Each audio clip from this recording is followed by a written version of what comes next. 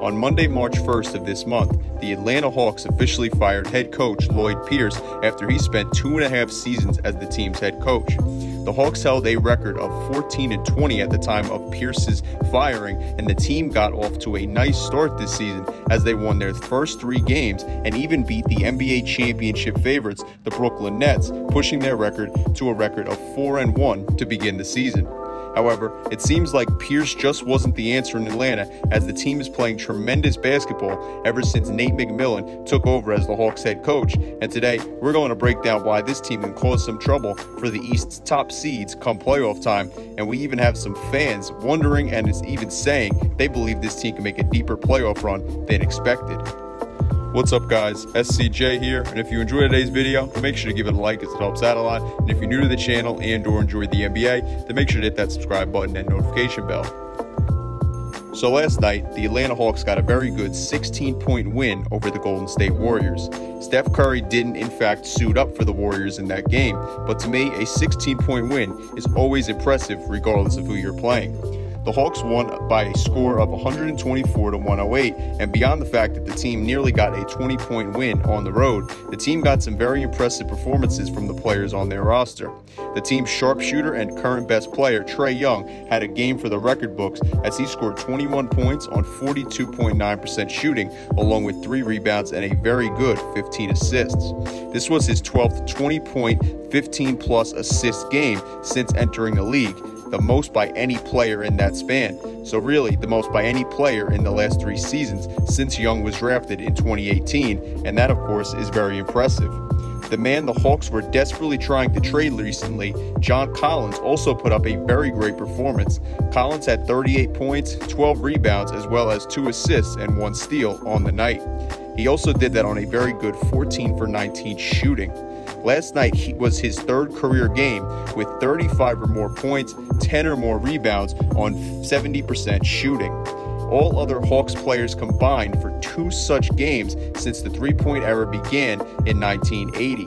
So that's a very nice stat to see, and that really shows you just how well this Hawks team has played and some of their players have been playing since Nate McMillan took over.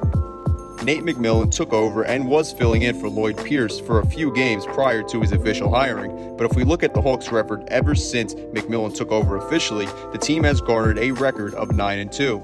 In the process, they've gotten some very good wins and also beat a Miami Heat team that was on fire at the time when they played them. They also were beating the LA Lakers at the time LeBron James got injured in their win against LA, so even though their competition hasn't been insane and they did in fact lose to the Clippers as well as the Kings recently, a 9-2 record in the span of a month is always impressive. The team's losses were all within single digits, and you have to remember they've spent their last 4 games on the road, and they have some very tough road games coming up.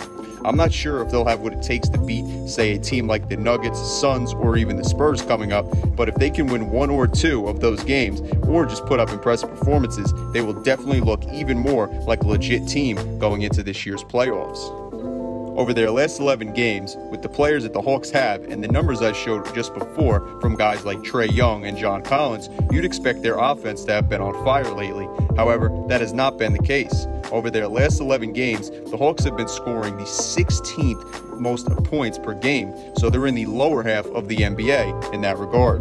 Their shooting has been solid though, as they have the 12th best field goal percentage, the 11th best 3-point percentage, and the 4th ranked free throw shooting percentage, as they have shot it at a very good clip of 82.5% recently.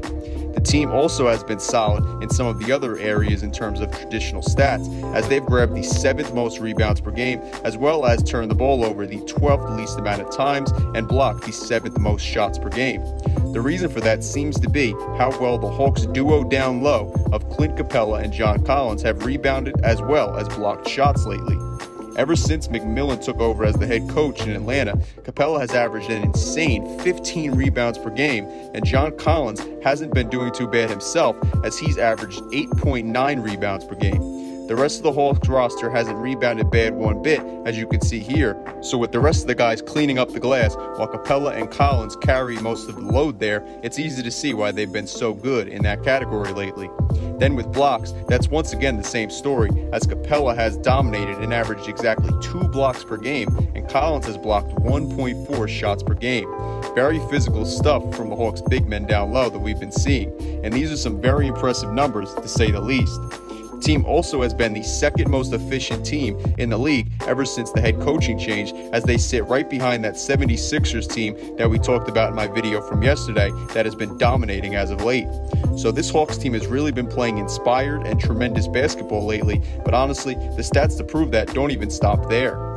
Ever since McMillan took over as the team's head coach for Lloyd Pierce, the Atlanta Hawks have been playing phenomenal defense, as they have held their opponents to the least amount of points per game in that span of any team in the entire NBA. The way they've been able to stop their opponents from scoring is by playing great transition defense, and like we talked about just earlier, they've been dominating other teams down low. But we're going to come back to the specifics on their defensive numbers in just a little bit.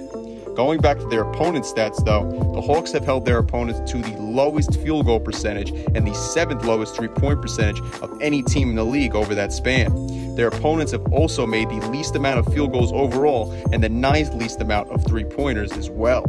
Back to how the team has dominated down low, the Hawks' opponents have grabbed the 2nd least amount of defensive rebounds and the 4th least amounts of rebounds overall ever since the team made the head coaching change.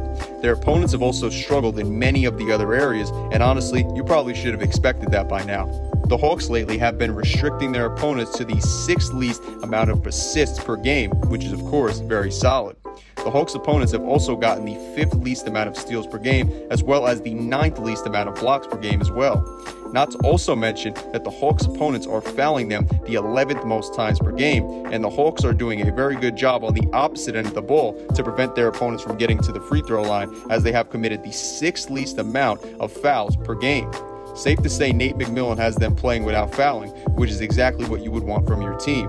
Lastly, like mentioned before about their own plus-minus rating on offense, the Hawks have held their opponents to the 2nd lowest plus-minus rating per game, a lower plus-minus rating than any team in the league has averaged on the season, and once again, they're only sitting behind one team in the league, which is also once again the Philadelphia 76ers, who are the only team in the whole league who have a better record than the Atlanta Hawks do over that 11-game span since McMillan took over. Encouraging stuff to see if you're a Hawks fan or if you just want to see this team or some of their players succeed.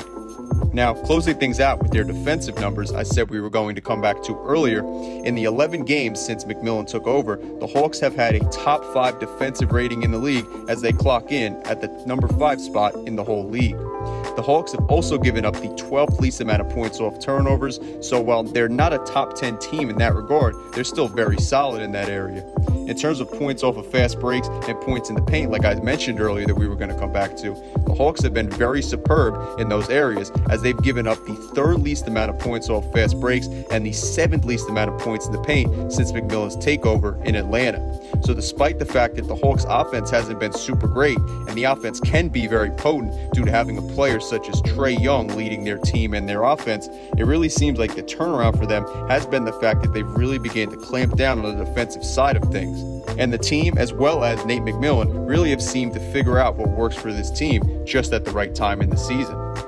So listen, if you look at this Atlanta Hawks team and you're still cautious to truly believe in them, I can definitely understand, as sure, they haven't played a ton of good teams since Nate McMillan officially took over as the team's new head coach, plus the 2 losses that the team did in fact suffer against the Clippers and Kings recently. But I will say this, they have beaten a number of teams they faced by a sound margin. They have a record of 9-2 regardless of who you face, which should always be looked at positively. The team has had a number of players sidelined, including most notably one of their other sharpshooters, the second-year player Cam Reddish. And also, this run has really seemed to be that the team has gotten so much more confidence. the energy and the vibes around this Atlanta Hawks team and the players on this team have been completely different ever since Nate McMillan began to take over head coaching duties, and they've really excelled on defense, which is the one side of the ball where teams typically don't worsen in, as defense is simply an effort and hard work thing. So if they were excelling on offense, I would say it's probably better off to look at them as just a quote-unquote pretender team in the NBA. But this team has a totally potent offense, and they're beginning to come together as a unit and believe in themselves. So for all the top teams in the East, I think they need to make sure that they get up to play against the currently 6th-seeded Hawks come playoff time, because if they don't, they will for sure have their work cut out for them in said series. Anyway, though, guys, I want to know what you guys have thought about the Atlanta Hawks level of play since the team made the head coaching change, the team's defense lately, or anything having to do with the Atlanta Hawks or their players down below in the comment section. Like mentioned before, though, if you like this video, then make sure to give it a like, as it helps out a lot. And if you're new to the channel and or enjoy the NBA, then make sure to hit that subscribe button and notification bell. That way you stay up to date with my newest content. Anyway, though, guys, I'm SCJ, and I am out. Peace.